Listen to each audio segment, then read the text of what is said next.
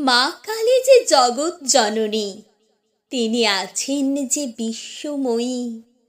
তার রূপ যে আধার কালো, এ রূপে যে ভুবন আলো। তুমি যে মা আদি শক্তি দেবী, তুমি অসুর সংহারকারিণী। তুমি যে মা শ্যামা কালী, তুমি যে মা শ্মশানচারিণী দেবী।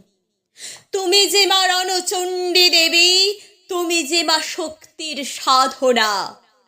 তুমি দাও মা পরম আশিস, তুমি দাও মা পরম চেতনা।